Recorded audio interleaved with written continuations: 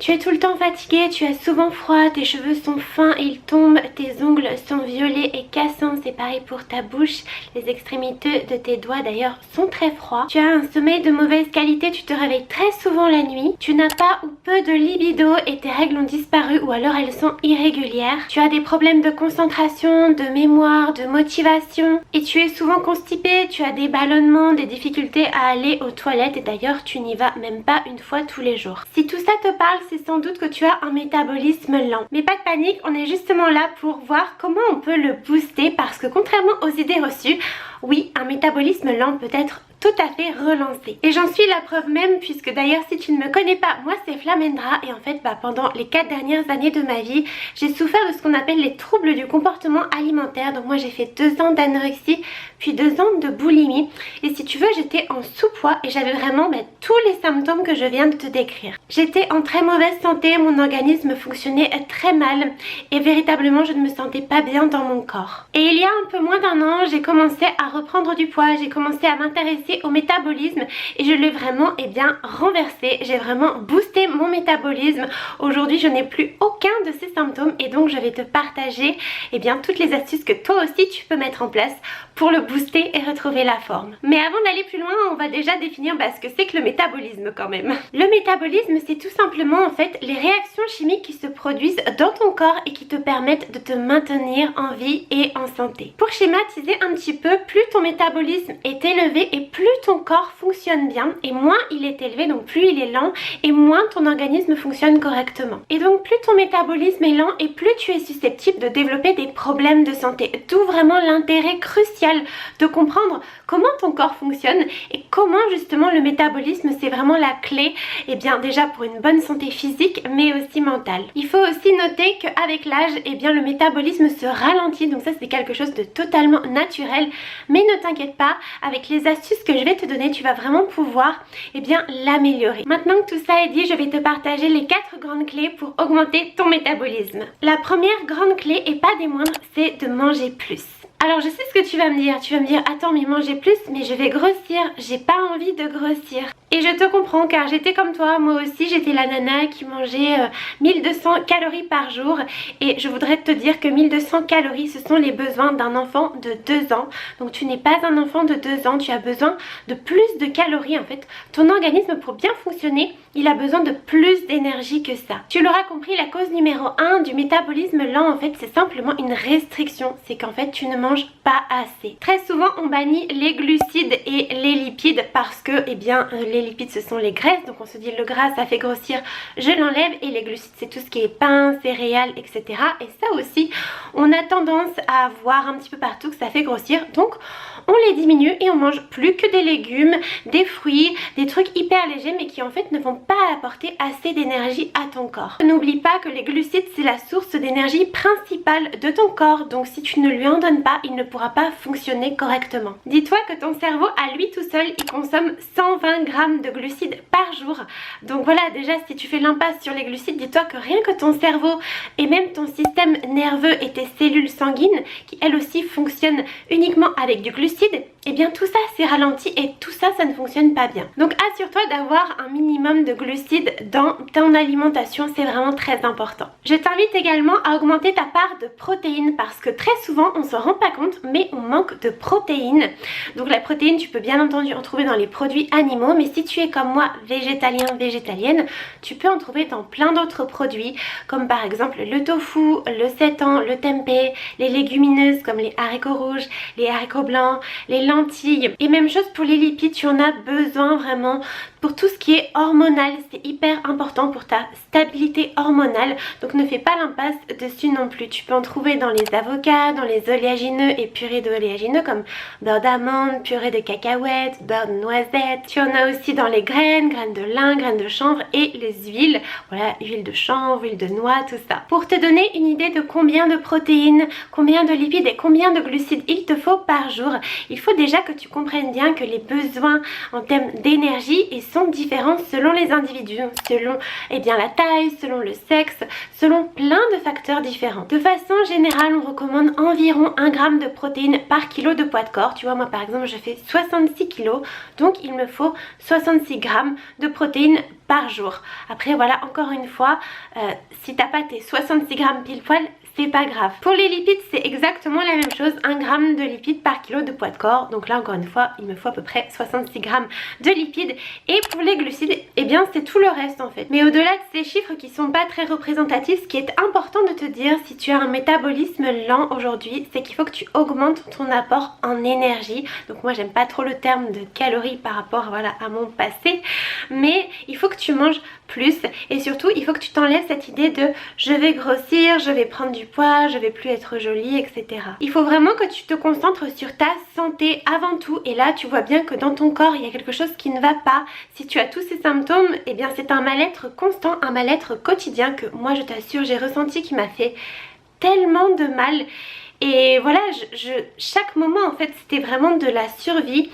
C'était un moment désagréable. Et aujourd'hui, maintenant que je mange beaucoup plus à ma faim en fait, selon les besoins de mon corps, véritablement je me sens tout le temps bien dans mon corps, ou presque bien entendu. La plupart des personnes vont te recommander d'augmenter progressivement tes calories et donc tes portions pour ne pas brusquer trop ton organisme, et toi aussi forcément, parce que si tu manges beaucoup plus d'un seul coup, tu vas prendre du poids rapidement et donc ça peut être déstabilisant, ça peut aussi t'inciter après à retourner à plus de contrôle sur ton alimentation. Sur le papier, ces recommandations elles font sens, mais si comme moi tu es passé par une phase de restriction extrême, donc moi ça a duré plusieurs années, voilà, où j'étais en sous-poids, où je m'autorisais très peu d'aliments plaisir, très peu d'aliments caloriques, eh bien il se peut que tu passes par ce qu'on appelle une phase de faim extrême, c'est-à-dire qu'à partir du moment où tu vas te remettre à manger entre guillemets normalement, donc avec suffisamment d'énergie pour que ton corps fonctionne, eh bien ce qui va se passer c'est que tu vas avoir du mal à t'arrêter, tu vas potentiellement faire des crises de boulimie, donc c'est-à-dire manger beaucoup d'un seul coup. Et sache que c'est pas un manque de volonté de ta part, c'est une réaction totalement normale en fait, c'est une réaction biologique, parce que si tu as privé ton corps pendant des années, si pendant des années tu l'as sous-alimenté, à partir du moment où tu vas lui remettre plus d'aliments, en fait, lui ce qu'il va faire, il va se dire ouais, il y a de la nourriture, eh bien vas-y, je vais faire mon stock en fait. Ton corps est très intelligent, il va chercher à compenser en fait tout ce manque dont tu l'as privé pendant des années. Dès que tu vas lui donner plus d'énergie, lui il va se dire ok, je prends, et il va en fait t'en demander davantage. Mais ne t'inquiète pas, ça ne durera pas toute ta vie cette phase là de faim extrême.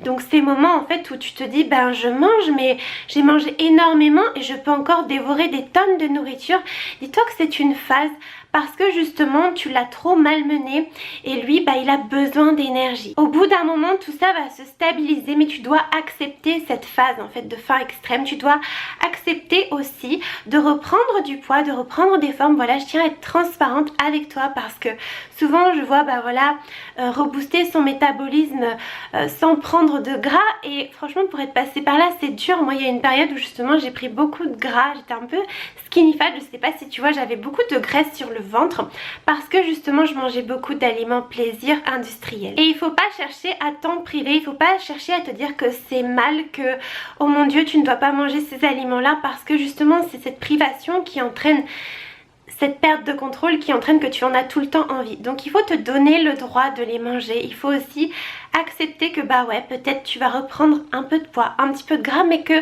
c'est temporaire. Souviens-toi que le corps il est en perpétuelle évolution, en perpétuel mouvement. Et tu vois, moi à cette époque-là où je dévorais des tonnes de gâteaux, je savais que c'était temporaire. Je faisais confiance à mon corps, j'avais envie de gâteaux, je mangeais des gâteaux. Et aujourd'hui j'ai perdu en fait cette graisse. Je dis pas tout totalement, mais voilà, sur le ventre j'ai beaucoup moins de gras, tout simplement parce qu'en fait au bout d'un moment j'ai arrêté en fait de manger ces gâteaux, j'ai arrêté d'avoir cette faim extrême, parce que ça y est, mon corps il avait compris que j'allais le nourrir en fait suffisamment. Si je te dis ça, c'est pas pour te faire peur ou c'est pas pour te décourager, c'est simplement pour te montrer que c'est un processus normal dont on parle pas beaucoup, que moi j'ai pu expérimenter, que au départ il faut accepter de prendre un petit peu de poids, un peu de gras, mais qu'après tout va se stabiliser. Vraiment, Fais confiance à ton corps est une machine incroyable et si tu arrives à l'écouter, à écouter tes envies, à écouter ce dont il a besoin, et bien en fait tout ça va se stabiliser. Mais pour ça, il faut que tu arrives à te reconnecter à lui. Et c'est d'ailleurs une phase que j'enseigne dans mon programme Manger en toute sérénité. Dans toute la deuxième partie du programme, je t'explique vraiment comment te reconnecter à ton corps en fait. Comment est-ce que tu peux apprendre à le réécouter, à savoir quand tu as faim, quand tu n'as plus faim. Comment honorer tes envies. Comment ne plus combler tes manques justement avec de la nourriture. Et bien entendu, on voit aussi comment brûler toute cette liste d'aliments interdits justement qui te laisse dans la restriction et qui te laisse avec ce métabolisme lent parce que justement tu ne manges pas assez de calories. Donc si tu veux faire un travail plus en profondeur, si tu veux vraiment apprendre à manger en toute sérénité, à relancer ton métabolisme et à retrouver une relation saine avec la nourriture, et bien sache que toutes les infos de mon programme sont dans le premier lien en barre d'infos.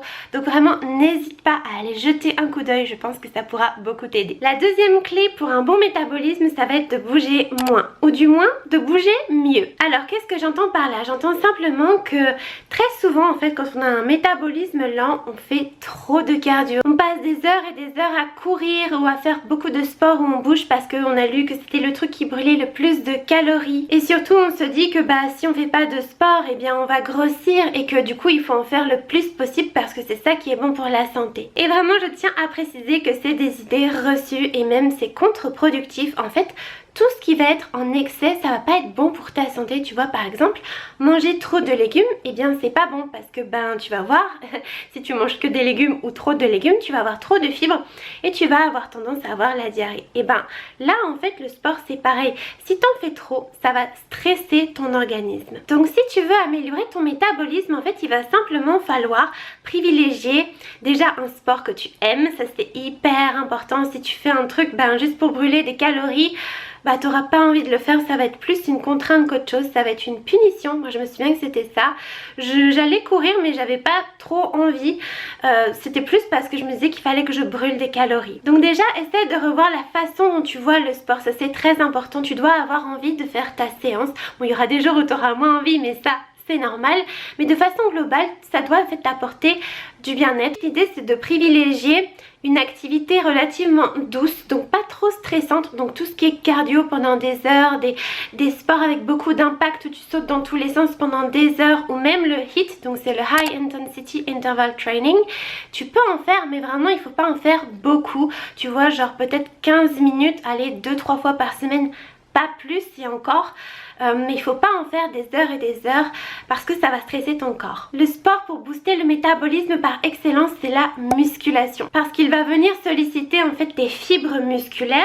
Ça va venir déchirer en fait ton muscle. Si tu veux, quand tu t'entraînes comme ça, tu déchires ton muscle et après il va venir se reconstruire plus fort. Et en fait plus tu as de muscles et plus tu brûles d'énergie en fait au repos sans rien faire. Mais si la musculation c'est pas un truc qui te branche, tu peux vraiment faire d'autres sports comme par exemple du yoga, un peu de renforcement musculaire chez toi, de stretching, juste un petit peu de marche. En fait il suffit simplement de revenir à nos ancêtres pour comprendre comment le corps humain fonctionne. Parce que si tu veux, notre ADN, pendant des milliers d'années il a pas tant évolué que ça. Et donc à l'époque des chasseurs-cueilleurs, si tu veux, l'humain il se déplaçait simplement pour se nourrir. Il courait un petit peu quand il avait peur par exemple, je sais pas, il y a un ours ou quoi, il va courir, mais il faisait pas, tu vois, 3 heures de sport intensif par jour. On a quand même tendance à oublier qu'on est des animaux de base très primitifs et avec l'essor de toute la technologie, tout ça, et bien finalement on en oublie nos racines, on en oublie que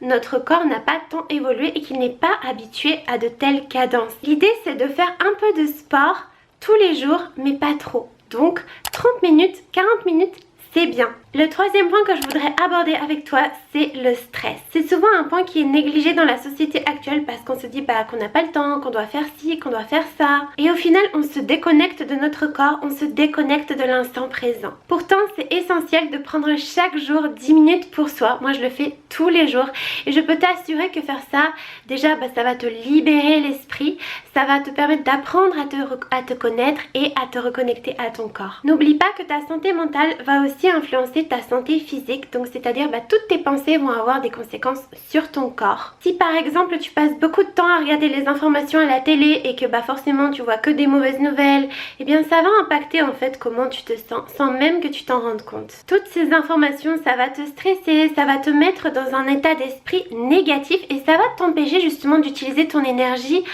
à profit de choses positives. Donc fais attention à la qualité du contenu que tu consommes, c'est très important, que ce soit à la télé, sur les réseaux et aussi l'entourage que tu as, les discussions que tu peux avoir avec les autres. Travaille également sur ton dialogue interne, c'est-à-dire la façon dont tu te parles, parce que très souvent on est dur avec soi-même, aussi bien en termes d'objectifs mais aussi en termes de pensée, de parole vis-à-vis de notre corps, vis-à-vis de notre personnalité, et souvent c'est des choses qu'on ne dirait pas à autrui mais qu'on se dit à soi-même, et donc ça fait baisser notre estime de nous, ça fait aussi baisser notre positivité chaque jour et ça nous crée du stress en fait. Pour diminuer ton stress, tu dois vraiment travailler sur ton hygiène de vie et sur ton hygiène mentale. Donc comme on vient de le voir, c'est la façon dont tu te parles, ton environnement, ce que tu consommes, etc. Ce que tu fais au quotidien. Et si tu penses ne pas avoir le temps aujourd'hui, sache qu'on a tous le temps. On a tous 24 heures dans une journée. Tout est une question de priorité. Je dis pas,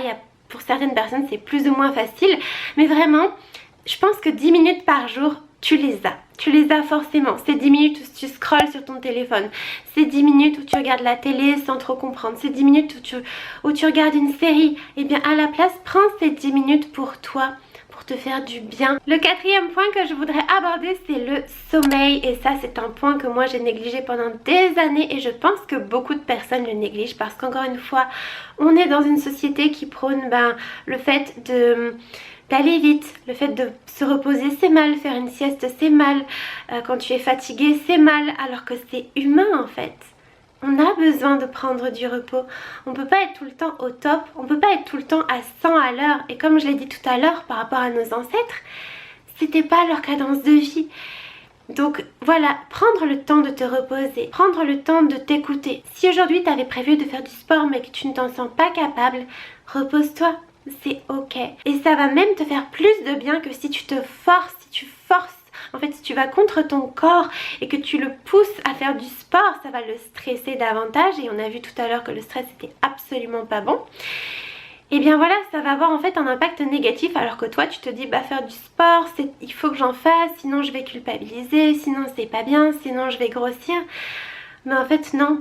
Il vaut mieux t'écouter, il vaut mieux te reposer et tu feras du sport quand tu en auras envie, quand tu seras plus en forme. Le tout c'est d'être flexible et plus tu vas avoir cette approche flexible, plus tu vas prendre soin de toi et de ton corps et tu verras plus ta santé s'améliorera tout simplement. Donc n'hésite pas à prendre soin de ton sommeil, à aller te coucher à des heures raisonnables et à des heures régulières parce que le corps adore la régularité et en fait plus tu vas te coucher à des heures régulières, plus tu verras tu commenceras à être fatigué au moment d'aller te coucher parce que ton corps va prendre l'habitude. En travaillant sur ces 4 points, tu vas vraiment voir des changements majeurs. Alors après, je tiens à te préciser que ça prend du temps, donc voilà, peut-être que tu vas mettre en place des choses dès ce soir et c'est top vraiment, mais surtout ne te décourage pas en fait. Si tu ne vois pas de résultat au bout d'1 semaine, c'est normal. Le corps a besoin de temps. Moi pour relancer mon métabolisme, ça m'a pris plusieurs mois, mais c'est totalement faisable. Le tout c'est de persévérer et d'être régulier, c'est ça la clé. Si tu veux aller plus loin avec moi, tu peux rejoindre les membres de mon programme Manger en toute sérénité. Donc je te rappelle que ce programme n'est pas centré sur le métabolisme, on en parle un petit peu mais on parle surtout de comment retrouver une relation saine avec ton alimentation, de ne plus avoir peur de la nourriture, de ne plus tout le temps être dans le contrôle. Donc n'hésite pas à aller regarder le lien juste en dessous. Merci d'avoir regardé cette vidéo, n'hésite pas à lui mettre un petit pouce si tu penses qu'elle a pu t'aider, n'hésite pas à la partager et à t'abonner à ma chaîne pour les prochaines vidéos. Moi je te fais plein de bisous.